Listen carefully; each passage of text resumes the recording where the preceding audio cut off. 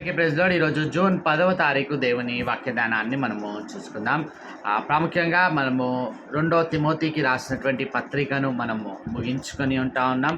వచనం వెంబడి వచనం యొక్క ధ్యానమును ఈరోజు 2 తిమోతి యొక్క పూర్తి సమ్మరీని లేదా సారాంశమును మనము గమనించబోతా ఉన్నాం. ఇక్కడ మనం గమనించినట్లయితే ఈ తిమోతి రాసినటువంటి 2వ పత్రికలో ఉంటున్నటువంటి రాయబడినటువంటి ప్రతి విషయము కూడా, చెప్పబడినటువంటి ప్రతి ఉపదేశము కూడా చాలా విలువైనదిగా మనం ఇక్కడ గుర్తించగలుగుతుంటాం. ఇక్కడ మనం గమనించినట్లయితే ఆ తిమోతికి రాస్తూ అక్కడ పౌలు హెచ్చరించినటువంటి ప్రతి విషయాన్ని మనం ఒకవేళ చూసినట్లయితే తన యొక్క ప్రియ కుమారునిగా, ఆత్మీయ కుమారునిగా పౌలు తిమోతిని సంబోధించడం మనం చూసి ఉన్నాం. అట్లాగే ఆయనకు ఇచ్చేటటువంటి ఆ గొప్ప ప్రేరణను మనం చూడగలుగుతాం. అలాగే క్రీస్తు విషయంలో నేను సిగ్గుపడువాడను కాను, లేదా నీవు కూడా ఆ విధంగా సిగ్గుపడకుండా ఉండాలి అనేటటువంటి విషయాన్ని మనం చూసి ఉంటాం. అలాగే ఆ ఒక చక్కని ఆత్మీయ జీవితానికి కావలసినటువంటి ఆ విషయాలు ఏమిటో మనము చూసి ఉన్నాం. అట్లాగే త్యాగపూరితమైనటువంటి పరిచర్య ఏ విధముగా చేయగలుగుతారు అనేటటువంటి ఆ విషయాన్ని మనం చూసి ఉన్నాం. ఒక గౌరవప్రదమైనటువంటి పాత్రగా సంఘములో ఏ విధముగా నిలవబడగలుగుతారు, అది పరిచర్య చేసేవారైనా విశ్వాసులైనా అనేటటువంటి విషయాన్ని మనం చూసి ఉన్నాం. సంఘంలో ఉంటున్నటువంటి ప్రమాదాలను మనం చూసి ఉన్నాం. ఇంకా మనం అక్కడ చూసినట్లయితే అబద్ధ బోధకులు మరి ప్రాముఖ్యంగా సంఘానికి ఎంత ప్రమాదకరమో, వారికి ఉండేటటువంటి శిక్ష ఎంత కఠినమైనదో మనం చూసి ఉన్నాం. ఇంకా దేవుని యొక్క వాక్యము పనిచేసేటటువంటి తీరును మనం చూసి ఉన్నాం. నమ్మకమైనటువంటి పరిచారం చేసేటటువంటి విధానము ఏ విధముగా ఉంటుంది అంటే, ఆ పరిచారకుడు లేదా పరిచర్య చేసేటటువంటి వారు ఎటువంటి ముద్రలు వారు వేస్తూ నమ్మకమైన పరిచారకులుగా పిలువబడతారు. ఆ విషయాలను మనం చూసి ఉన్నాం. అట్లాగే ఇంకా మనం చూసినట్లయితే పౌలు తన యొక్క శిలా శాసనాన్ని ఆయన ప్రకటించడం, ఆయన ఎట్టి విధమైనటువంటి పోరాటము చేసి ఉన్నాడు. ఆయన పరువు కడముట్టించినటువంటి విషయాన్ని ఆయన అక్కడ ముగింపు మాటల్లో తిమోతికి తెలియజేస్తుండడం మనం చూసి ఉన్నాం. అట్లాగే నమ్మకమైనటువంటి స్నేహితులు, అపనమ్మకమైనటువంటి వారందరి పేర్లు క్రోడీకరించుకొని అక్కడ తిమోతికి పౌలు చివర్లో రాస్తుండడం మనం చూస్తూ ఉన్నాం. అయితే ఇవన్నీ కూడా మనం గమనించాల్సినటువంటి విషయాలు ఇందులో గనక ఏమున్నాయని గనక ఆలోచిస్తే,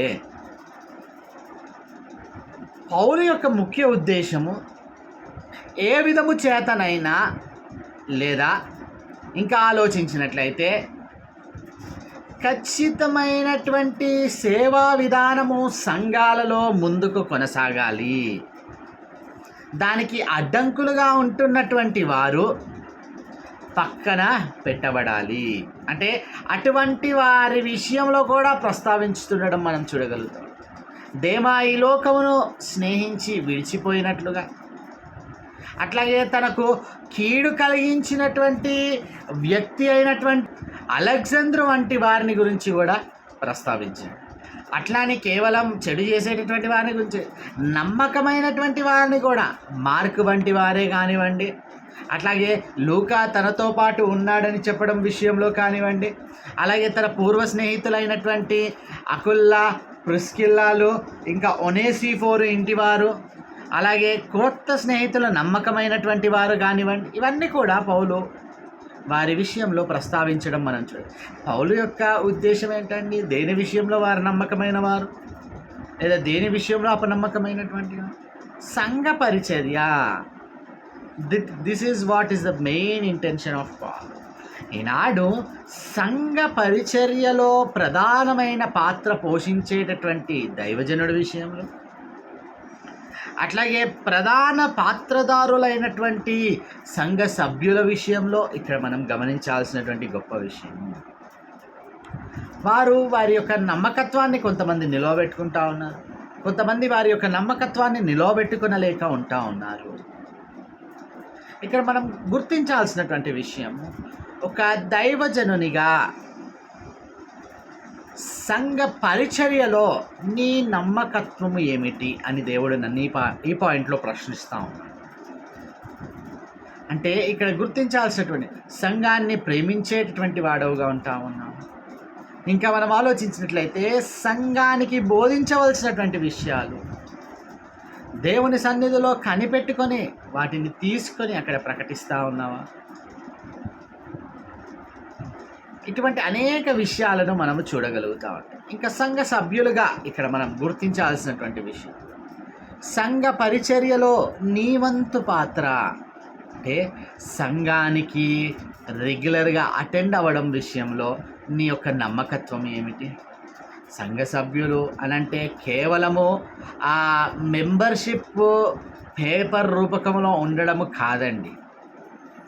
ఇక్కడ సంఘ సభ్యత్వం అంటే నీవు ఆ ప్రతి సెర్మన్లో ఇన్వాల్వ్ అయి ఉండడం, అంటే ప్రతి ఆదివారము చెప్పబడుతున్నటువంటి ఆ వాక్యములో నీ పాత్ర ఉండడం, అంటే నీవు ఆ వాక్యాన్ని వినడం, ఆ లేఖన ప్రకారముగా నీ జీవితాన్ని మలుచుకోవడము, దేవుని యొక్క వాక్య ప్రకారంగా నీ జీవితాన్ని నీవు కట్టుకోవడం, ఇవన్నీ కూడా అందులో రావడం మనం అక్కడ చూడగలుగుతాం.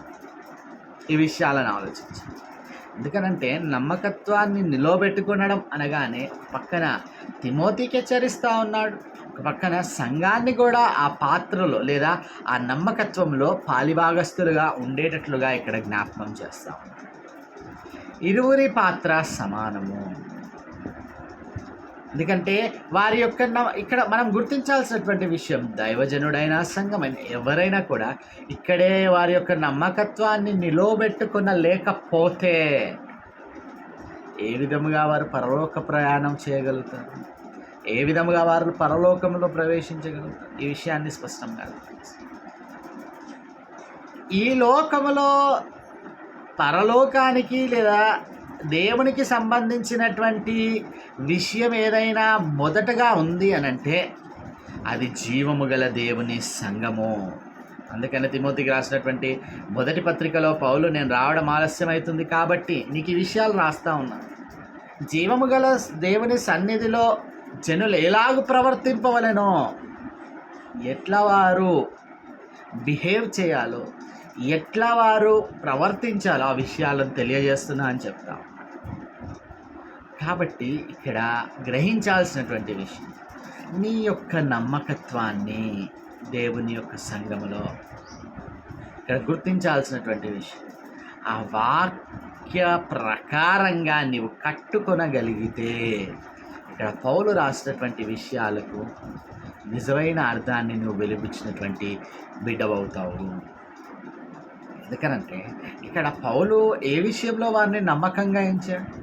వారు దేవుని వాక్య ప్రకారంగా వారి జీవితాన్ని, ఇక్కడ మార్కు ఒకానొక సమయంలో తనను విడిచిపెట్టి వెళ్ళిపోయినప్పటికీ ఇక్కడ జ్ఞాపకం చేస్తూ అతడు నాకునూ ప్రయోజనకరమైన వాడని ఎందుకు సంబోధించాడు? He was restored by Peter. ఆయన తిరిగి ఆ విశ్వాసంలో పేతురు ద్వారా అటువంటి వారిని మనం వదిలిపెట్టాడు లేదు, తిరిగి నమ్మకమైన వాడుగా పౌలు అక్కడ అక్నాలెడ్జ్ చేస్తూ ఉన్నాడు. అంటే ఈనాడు నీ స్థితి ఒకవేళ ఇప్పటి వరకు తప్పిపోయినటువంటి వాడుగా ఉంటా ఉన్నావేమో, ఈనాడు దేవుడు నిన్ను హెచ్చరిస్తావు. తిరిగి ఆయన సన్నిధిలో, ఆయన మందిరములో నమ్మకమైనటువంటి విత్తనముగా నీవు విత్తబడాలి. ఒక స్థిరమైన విశ్వాసం యొక్క బీజము నీ జీవితంలో పడాలి. అట్లా ఉండగలిగితేనే నీవు ఇక్కడ పౌలు రాసినటువంటి లిస్ట్లో ఒకవేళ నీ సంఘం విషయంలో నీవు రాయవలసి వస్తే నమ్మకమైనటువంటి వాడవుగా నీవు ఎంచబడగలుగుతావు. లేదా అలెగ్జాంద్రు వలెనో దేమా వలె ఈ లోకమును స్నేహించి విడిచిపోయేనను ఇటువంటి మాటలనే మనం చూడగలం. కాబట్టి నీ స్థితి ఏంటి? నీకు దేవుడిచ్చినటువంటి ఆ మందిరములో, ఆ సభ్యత్వములో నీ జీవితాన్ని ప్రతినిత్యము ఉజ్జీవపరచుకోవడంలో నీ బాధ్యత ఏమిటి? ఆ నమ్మకత్వాన్ని నీవు నిలువబెట్టుకొనగలుగుతా ఉన్నావా? ప్రార్థన చేస్తాం.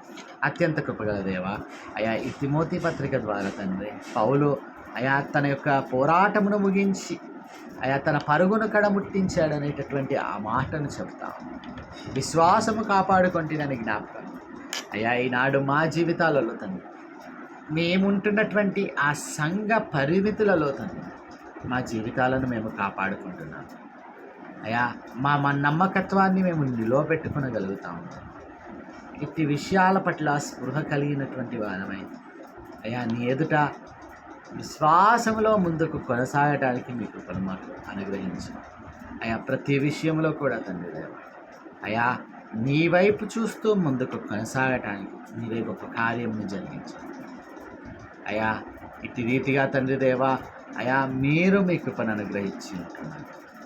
అందుని బట్టి వందనాలు చెల్లిస్తాం.